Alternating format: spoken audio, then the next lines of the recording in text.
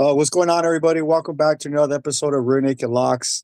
I'm Chato, that's Henry. We're going to give you guys a quick breakdown of UFC Fight Night Allen versus Costa, live from the Apex in Las Vegas, Nevada.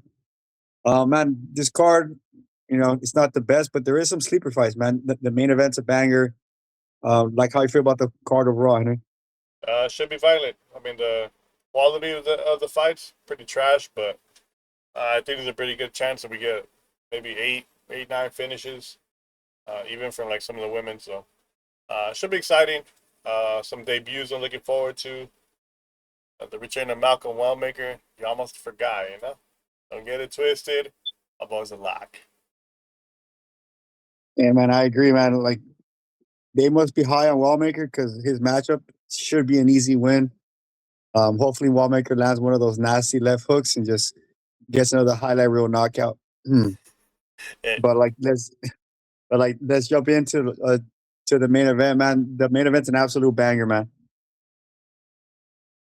All right, in the main event, we got Arnold Allen versus Melky Acosta, aka Manchas. Hmm. Dude, Acosta has grown on me, man. This guy is on a nasty win streak. He knocked out Ige, knocked out Charrier, but I think people are sleeping on Allen. At first, man, I think Allen was an underdog. Now he's a favorite. I could be wrong, but everybody I spoke to, like all the channels I've been watching, like everybody was saying that Costa's gonna slide, like Costa's gonna slide. I think Allen's a good fighter, man. If you guys look at who Allen has lost to, Silva, Holloway, just top level fighters. I feel like competition for competition, Allen has fought the better competition. Malky Costa does have the better finishing ability, but man, I just don't trust Brazilian gas tanks, especially in a 5 round fight, man. So with that being said, I got Arnold Allen here by late finish or by decision here. I think Costa is dangerous in round 1 and 2, but I really do think that like Allen has that dog in him. He's gonna bite down in rounds 3, 4, and 5, and I could see him getting the finish, man. So give me Arnold Allen all day here, man. yeah, 100%. I mean, I faded Costa a couple times and he's fucking made me look foolish. But when you look at his record, he's finishing almost everybody. He has beat some good fighters. He beat Feely, he beat C-Rod, Charrier, Danige last time. But he's getting these guys. I mean, he's catching them very, very early. It's hard to see where his cardio's at. I mean, this dude fell off a cliff against Steve Garcia and then got smoked. Um, Arnold Allen is durable. He's got cardio for days. I mean, this guy went 5 rounds with Max Holloway. Um, I don't know. I just think Arnold Allen is very underrated. He's always been underrated. I think I might be letting the price tag sway me, but I'm gonna go with Arnold Allen here. I think there's value on his side. He might wrestle Costa late, grind him out. Because Costa, I mean, he's been held down before. He has these like sneaky submissions, but once the fight starts going longer, It's gonna be hard to pull that off. So give me Arnold Allen. Uh, I'm gonna take submission. Give me submission round 4. Let's go, Arnold, man. Come through. I have faith. Shout out Manchas, though. All right. In the coming event, we got a fight between two fighters I respect a lot. I mean, Korean Superboy, shout out Tank, knocked out, knocked out a few of our parlays in his debut, but it's a banger of fight, man. It should be a stand-up fight. I think both fighters, they're kill or be killed. Willie Cat Santos pulled off a big upset on short notice against I don't remember his name, but another Korean fighter. But yeah, I mean, I just think Santos he's a little hittable. I think Choi super underrated. Even though he's 35 years old, I think there's value on his side because he's been wrestling a lot more. He's been mixing it up. He's winning moments now. Like as long as his chin holds up, I think he beats Santos pretty handily here. I think he's the better fighter. So give me the Korean Superboy to win by knockout. Probably round 2, round 3, but I think he's gonna hurt Santos bad here. Yeah, man, I agree. I think Troy is probably one of the better underdogs in this card. Like, shout out to Santos, man. I'm not sure if we used him in the parlay before, but I'm pretty sure we have. With the nickname of Willie Cat, man, he's dangerous. He's a bit on the win streak right now. But like Henry did say a couple of important things, man. Santos is hittable. And again, I'm just gonna keep on saying it throughout the whole card. Like, I can't trust these Brazilian gas tanks, man. Like, Santos is dangerous in round one, but I think he is extremely hittable. And with his gas tank being a problem, I think Choi's grappling and his hands are too crispy that like eventually he's gonna hit Santos. He's gonna land like he's gonna hit Santos hard. So I think Choi gets it done inside the distance here. I feel like he wrestles early to gas out Santos, but he's gonna end up finishing the fight with his hands.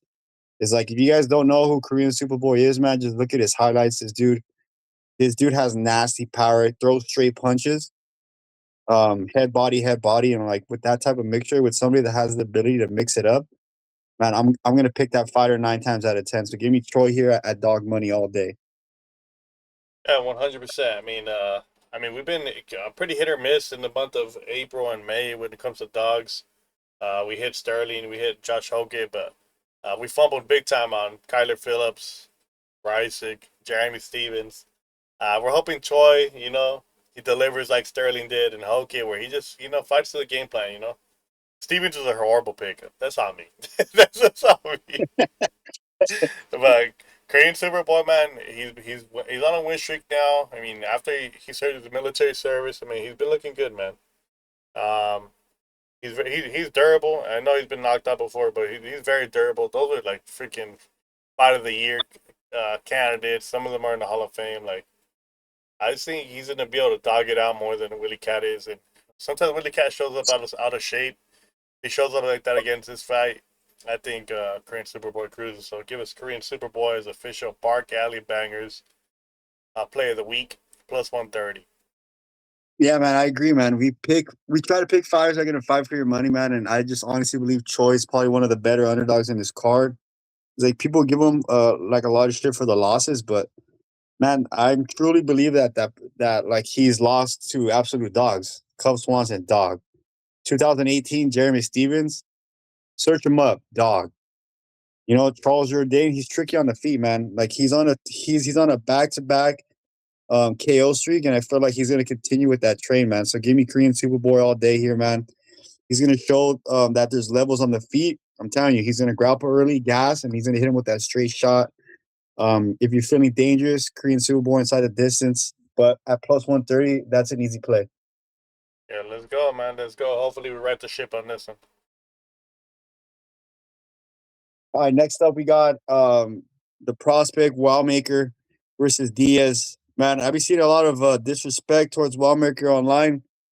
I mean, hindsight's 2020, man. Like nobody really knew who that opponent was coming in short notice, and we know now that that loss he has to Irwin is definitely not a bad loss, man. Irwin's definitely that guy.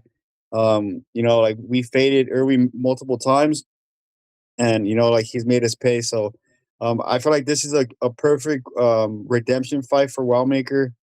He's going against Diaz. Like he's obviously here for that spinning back elbow he landed in the Contender Series fight.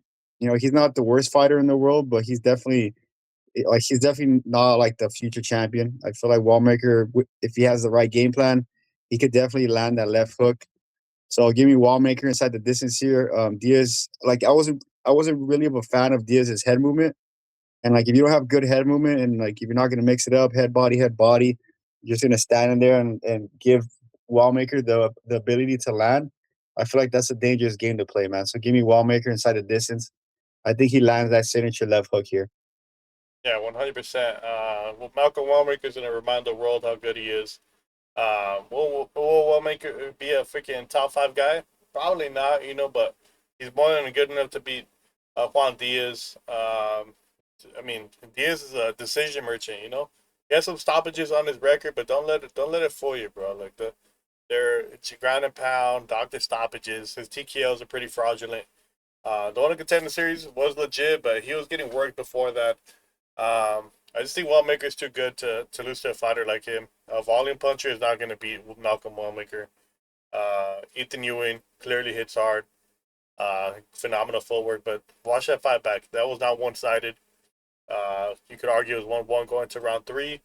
Wellmaker hit him with some shit. He's just tough. I just think Wellmaker's going to crack Diaz, crack him early, Give me Malcolm Wellmaker by vicious knockout round one. And next up, we got Modestas Bukauskas versus Christian Edwards. Short notice fight. So, I mean, we'll give Edwards the credit for stepping up, but he must be homies with somebody in the UFC because this guy is not UFC level. He's on a one fight win streak. He lost to Luke Fernandez, who made his debut against Bellado. I don't remember if it was earlier this year or last year, but yeah, this guy's fraudulent, bro. Like he's fighting guys with like terrible records. He's fighting in bullshit organizations. He's been finished multiple times. I don't know. It just seems like a picture perfect style matchup for Bukauskas, somebody who's also low volume. And I just think Bukauskas is too good to lose to somebody like Edwards. He's minus 300 right now. I say you freaking start parlaying him up. I know he lost to Krylov last time, but that's the key to Krylov though for you, bro. Like sometimes he looks like a world beater, then sometimes he looks like the minor. You know, it's like, yeah. Give me Bukauskas here. I think he finishes Edwards here. Give me Bukauskas by arm triangle choke. Yeah, man, I agree. I think Bukauskas is obviously one of the locks of the parlay. Edwards, man, I was looking at his fights. He's 8-4. He's coming out of Jackson week. There was really no fight where I was like, "Oh, this guy's extremely dangerous in this specific area." I just think he's mid in multiple areas.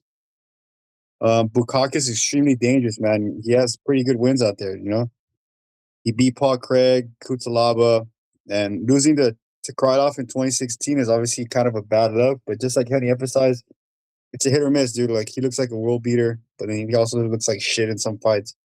But I think in this particular matchup, man, styles make fights. And I think Bukauskas has a significant striking advantage, the power advantage, and obviously the grappling advantage. So if you guys are new to the channel, you guys are gonna know that I always pick fighters that have more than one way to win. And I feel like Bukauskas definitely had that fighter in this matchup.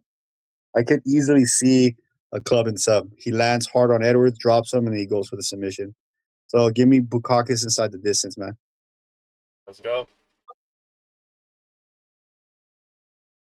All right, next up we got Timmy Cuamba, aka Timmy Turner, versus Sopita de Fideo right here. Sopaj. Man, this is a sleeper fight, man. If you guys don't know who Cuamba is or Sopaj, you know, like they're both like kind of up and coming prospects, you know. Timmy Cuamba is on a 2-fight winning streak. In my opinion, you know, like he has a pretty good stand up, man. He has a pretty good stand up. He's more of a pepper fighter. But the losses that he does have to the like in the UFC, in my opinion, aren't really bad losses, man. He lost to like Oki, the dude. Like we know now that Oki's pretty dangerous fighter. He's coming off a victory over Romero. So Paz, only thing with him is, you know, he goes to decision with Ricky Tercios going back and forth.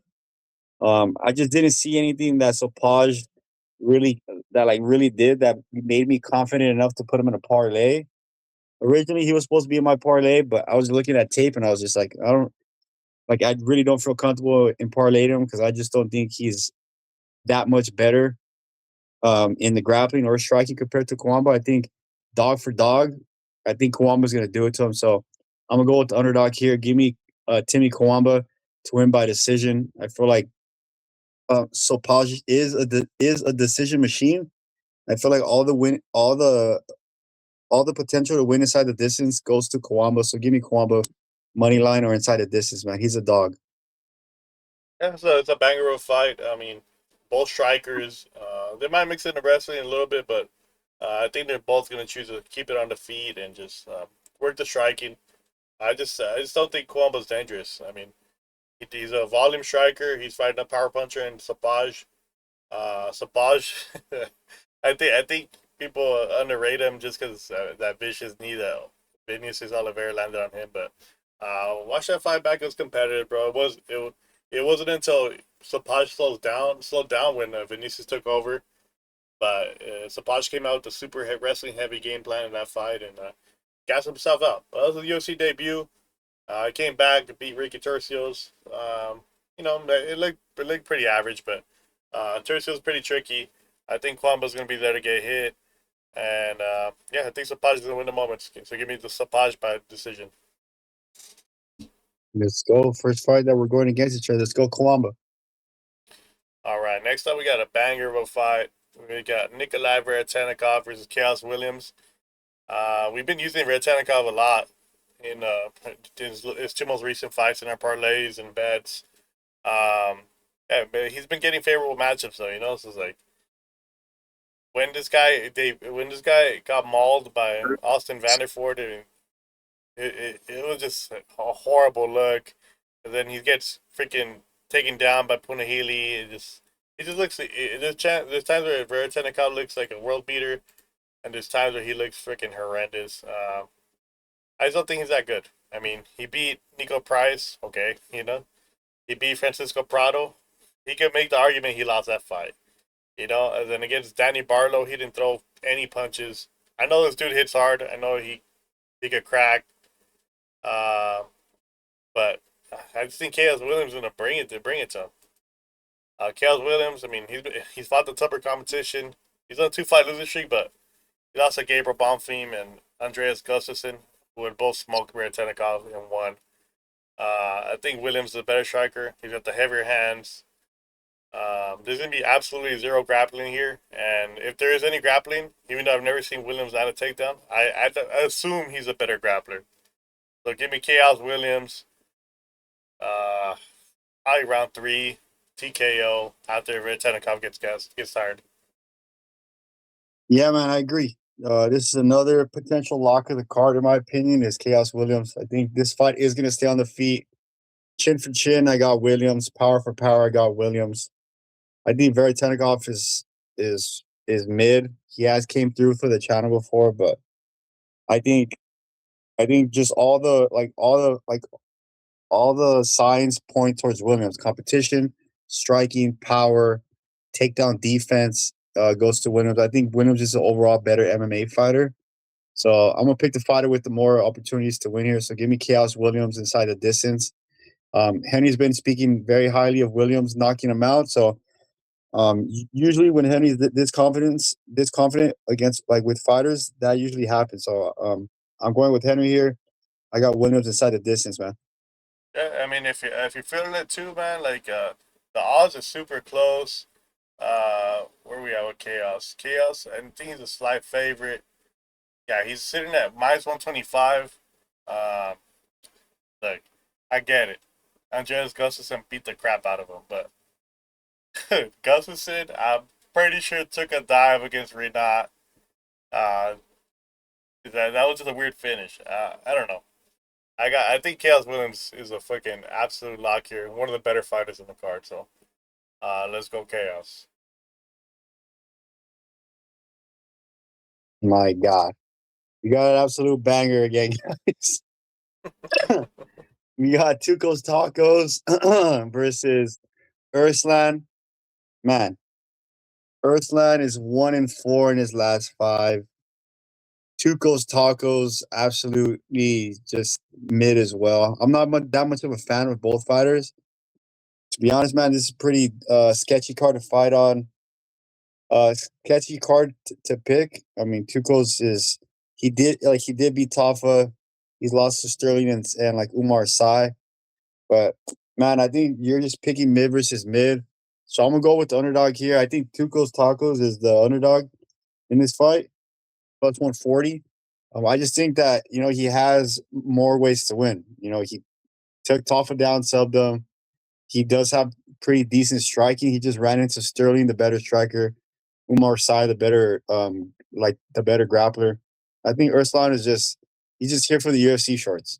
He hasn't won a fight in the UFC. He's obviously here to get that check mark on Twitter and those custom UFC shorts. I think Tukos Tacos is going to win by decision here. I really don't think this is going to be an exciting fight, but hopefully they prove me wrong. Yeah, this fight is terrible. I mean, I get the logic. We just saw Erslan get freaking absolutely manhandled on the ground by the dude with the mullet. Freaking Jimmy Crute. You know, I don't know. Something's telling me Tokkos getting knocked out here. There's no logic to it. Erslan, he looks like a killer. He was knocking people out before he got to UFC. Then that's some 3 tough fights to get back to back to back. You know, Ian Cotalaba, that dude knows how to win. Navajo Sterling, come on, bro. And then Jimmy Crute, he's been looking better, man, ever since he came back from his fake retirement. So, yeah, I don't know. We'll see if Erslan can land first. If he doesn't get smoked, who cares? Trash fight. But I'll take Ivan Erslan by KO. Let's go run it. All right, man.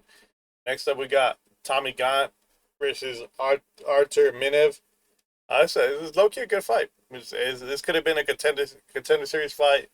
It's striker versus grappler. I think Gantt is just a super high-level athlete. And whenever you got these high-level athlete wrestlers, they know how to win. They know how to win. DC is very high on this guy. He looked good in his previous fights. I just think he's gonna just outwork Minev here. As long as he avoids the right hook and the power punches, I think he smokes him here. So give me Tommy Gantt. I'm gonna go with submission, but it's probably gonna come late because Minev, he's a dog. He's gonna come in. He's gonna try to win this fight. We're gonna avoid the power punches, grind him out, and give me Tommy Gantt by submission, rear naked choke, or round 2. Yeah, man, I agree. I think, in my opinion, Gott's another one of those absolute locks of the parlay. And my thought process is simple, man. This is a grappler versus striker fight. I think Minev is gonna try to land that big shot, but from experience, man, we're watching every single card. Is like if you're banking on your fighter landing that one shot, and if he doesn't land that one shot, he has nothing. I feel like that's just a recipe for disaster. So I think Grant is coming from a good camp. He knows his path to victory. I've seen his fights, and he knows exactly what he needs to do to win, which is take the fight to the ground, grind them out, go for the submission. And I feel like he's going to do that exactly here. He's going to close the distance, shoot. If he doesn't get the first one, he's going to get the second, the third, or the fourth one. There's a clear path to victory. I'm just hoping Grant does implement the right game plan, but I think Grant's going to be 12-0 after this one, man. So give me Grant inside the distance here. I'm going to piggyback off Henry and say that he goes for the submission here. Yeah, let's go. Let's go. All right, next up, we got Kaylin Vieira versus Jacqueline Calvacanti. And in my opinion, man, this is a pretty decent female fight, man. Kaylin Vieira is super big for the division. Like people kind of give her shit because she's like she lost one, she wins one, she lost one, she wins one. But you take a look at her losses, man. Norma Dumont, monster. Kayla Harrison, champ. Raquel Pennington, champ. You know, like Cavalcanti has only lost one time. She is the younger fighter, the more dynamic fighter. But man, I think this is a pretty tough matchup. This is definitely a step up in competition. You know, Cavalcanti coming up, fighting Bruno Silva, which we know now is just here for the UFC shorts as well. I think Cavalcanti is going to win this fight, but I wasn't comfortable betting on it. I just feel like there may be some slight split decision victory by Vieira if she's able to control her against the fence and take her down. But I'm going with the better overall fighter, in my opinion. I think Cavalcanti's gonna. I mean, I don't know. That's a pretty monster name on the screen, but her last name is Cavalcanti. Kakalakati. That's a good. Typo. Yeah, I think Cavalcanti's gonna be able to win right here. Like she's the better striker. And I feel like if she's able to keep the distance, she's going to be able to win on the scorecard. So give me Cavalcanti here by decision. That's crazy work by me, ruining the name of a really good prospect. Cavalcanti she's really good. She's a really good striker. She's really good with the footwork, but she has absolutely no power in her hands. She's a volume striker, but that's honestly most women fighters. But she's fighting Katlyn Vieira, who's super low volume. She does like to push girls against the fence and take them down, wear them out. I thought she beat Norma Dumont in her last fight, but judges thought otherwise. It's a super big step up in competition. Could Calvacanti just smoke her in the feet and just win by decision? Yeah, but I think Kellen Vieira is due for a big win, and I think this is gonna be it right here. I got Kellen Vieira winning by decision, just using the grappling and just being the dominant force that she used to be. Yeah, man, it's just gonna come down to if Calvacanti can stop the takedowns and if she could stay at range. It's like we're gonna see who has a better game plan on Saturday. Yep, let's go. It was a good fight. All right, next up we got a terrible fight. We got Cody Brundage versus Andre Petrovski. I faded both these guys multiple times, but it's not. They have the skill. They have the skill. I just don't know what it is about these guys. Andre Petrovski on the Ultimate Fighter, dangerous with the grappling, with the submissions. But I guess he just refuses to learn how to strike. And Cody Brundage, he either finishes you in one round or he just gives up on himself and just crumples up. Uh, but he did go for it against Dante Johnson in the last fight. I'll give him that. Andre Petrovski, he is exchanging wins and losses in the UFC. But I think Cody Brundage is just way better in the feet. I think he's gonna knock Andre Petrovski out. Look at Petrovski's record. He doesn't really take people down anymore, so he's gonna stand and trade, and Brundage is gonna find that chin. So give me Brundage by KO. Yeah, man, Brundage's record 11-9-1. Just savage to say out loud. Brundage's on a fucking. I think he's on like a 4-5 losing streak or 5-5 losing streak, something like that, depending if you count that draw.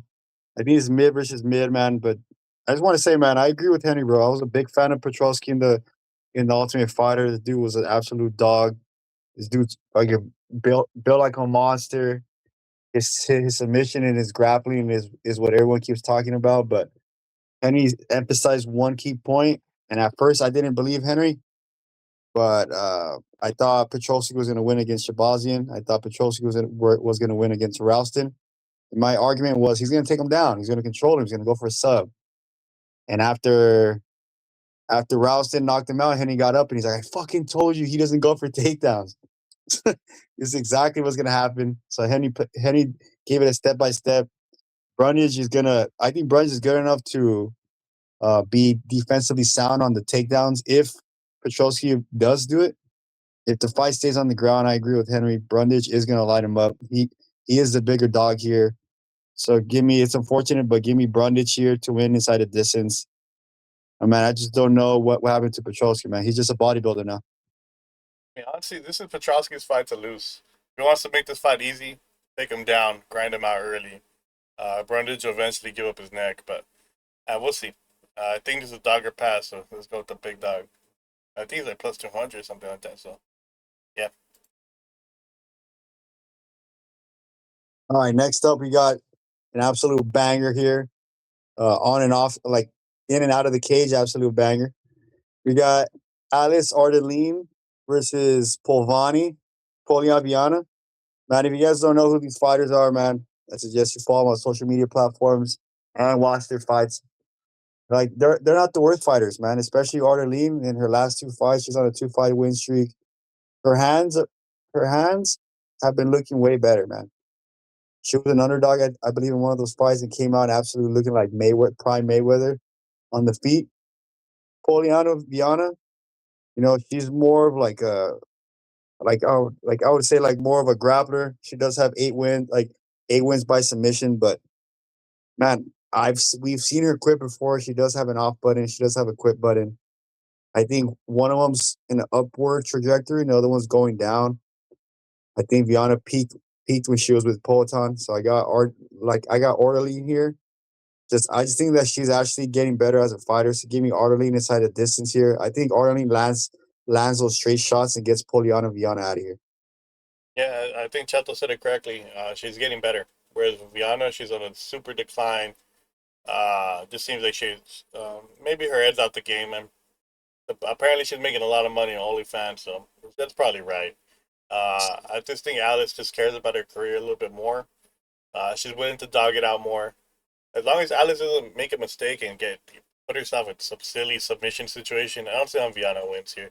Give me Alice Ardelean via TKO. Poliana Viana, to her credit, she's kill or be killed. and I think she's getting killed here. So give me Alice Ardelean by TKO, probably at the end of round 2, maybe round 3. Let's go. Then next we got Daniel Barez versus Luis Gurule. I think this is like Luis Gurule. He's got me a bunch of times in bets. I just think he's better. I think he's better than what he showed, and I think this is a picture perfect matchup for him to show why he was a hyped up prospect coming to UFC. I think he's got better cardio. He's a better wrestler. He's striking. Barez is probably more dangerous to striking, but Gurule's not a chump, bro. You know, he knows how to box, knows how to strike. I think he's gonna weather the storm early from Barez, and he's gonna finish him. Give me Luis Gurule by TKO at the end of round 2. I think Barez is gonna come out hard, try to get his UFC win, but I don't think he gets here. Give me Luis Gurule here. I think he's a lock, but I'm just scared to bet it. Yeah, man. I mean, I was gonna put Gurule in the around the world, but man, he just hasn't been living up to any of his expectations in his last fights. I just don't know, like, if he's just not that guy that we thought he was. But I'm a big fan of styles make matches, man. If you guys look at who Barez has lost to, there's people that know how to grapple. Lima, Filo. I feel like Grudy's going to implement that grappling. And I could even see him grinding out a pretty dominant 30-27 decision if he comes out with the right game plan, man. If he stays on the feet, I think Grudy still outclasses him, but that's playing more towards Baraz's best way to win. But if Grudy mixes it up, grinds him out, gasses, I feel like he wins a clean 30-27 here. So hopefully Gurule lives up to our expectations and gets the job done here. I mean, it's win or go home here. So let's hope he wins and he could get it together. All right, for the first card of the night, we got Shauna Bannon versus Nicole Caliari. In my opinion, this is a submission. This is a grappler versus striker match. Shauna Bannon. The majority of her fights have been on the feet. She's a very high level fighter, volume fighter. Not a lot of power in her hands, but this is definitely she has a clear advantage on the feet. Caliari has a clear advantage on the ground. It's just who's going to be able to implement the game plan. I feel like Bannon has looked like she's made some strides defensively in the grappling. So I'm going to go with the striker here. So give me Bannon here to win by decision. I feel like she keeps the fight on the floor. She keeps the fight on the feet, and she steals those rounds based off damage.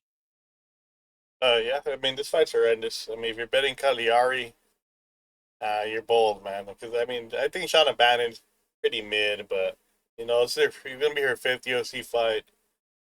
Eventually, you got to put a little bit of respect on her name. You know, she did beat Alice Ardelean allegedly by split. She lost. She beat Pusha Tomar by submission. A little comeback winner now, but losing to Sam Hughes ain't no shame in the game. You know, Sam Page, absolute dog. But yeah, I'm gonna go with Cagliari here. I'm gonna follow the trend on Twitter. Everybody just fading Shauna Bannon. Everybody thinks she's getting subs. So yeah, I have no freaking really real logic in there. I'm just following the crowd on now. So give me Cagliari by sub. Let's go Cagliari. Psych, I got Bannon. All right, it's time for the parlays. We'll have Chato start off with the around the world. Let him talk to you. All right. All right, everybody. I got another banger for you guys. This is the Round the World Parlay. If you guys are new to the channel, this is a parlay I invented that you get 3 different fighters from around the world representing a different flag. I put them in a pot and I try to make the best odds for you. So first and foremost, we got Alice Ardelean from Romania going against Poliana Viana. Man, Poliana Viana is doing extremely well on OnlyFans. She's one step out of the game. Alice Ardelean is getting better. She's on a 2-fight win streak. Her hands are getting better. Her defensive grappling is getting better. I expect Alice to win inside a distance here. She's going to land those heavy straight shots. I feel like it's a clean victory. Second of all, we got Gantt from USA. Man, DC's high on this guy. I'm high on this guy. He's a nasty grappler. He's going to wear and tear this guy. I expect Gantt to win by submission here. There's a clear path to victory. Hopefully, Tommy has the right game plan here, man. And finally, We got my boy Bukauskas, aka Bukaki. He has nasty grappling, nasty striking. Edwards, I've seen every single one of his fights. Not once that I say, "Oh, damn, like this guy has potential." I expect Podestis to go club and sub. He's gonna hit him with the straight shots, take him down, and go for some sort of submission. I got Bukauskas all day. All three of these fighters have a clear path to victory here. If you guys put the odds in, plus 167, lock this in early because I can see Bukauskas skyrocketing in odds. Yeah, I agree here. I mean, these three fighters who might balloon up in odds, so definitely get that in early. As soon as you see the video, make that parlay. You know, Chato's been the most consistent on the channel, positive 8.3 units. Stats don't lie. Stats don't lie. But it's time for the all action parlay. We hit 2 in a row. I think it's three in a row right here. I'm going with Chaos Williams and Malcolm Wellmaker. I just think they're more dangerous in their fights. They're going against 2 other strikers, and I just think they're the better, more dangerous fighters. I was looking at the numbers. I've been losing these bets on decisions, so I'm hoping these are 2 guys that could win by knockout. We have hit 2 in a row, so we're hoping to keep that momentum going. We got plus 141 here. I think it's pretty safe as it gets. You know, I wouldn't be surprised if both these fighters win by vicious KO. So yeah, Wellmaker money line, Chaos Williams money line. Let's get it. Let's go. And for the play of the week, we're keeping it simple. Both these fighters fighting guys on short notice. No disrespect to those guys. I think Edwards is horrendous, but Minev, I actually think he's a good fighter. So it's just unfortunate he's fighting on short notice. So I'm going with Mr. Gantt as my play, as my lock. I just think he's going to be able to implement his game plan better. So give me Gantt as my lock. Yeah, man, my lock is going to be Modestis. I feel like he's a better all-around fighter. He's be killed.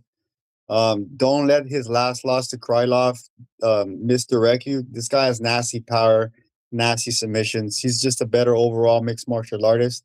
So, man, put both of these fighters together, you get minus 126 odds, man. It's play of the week for the reason.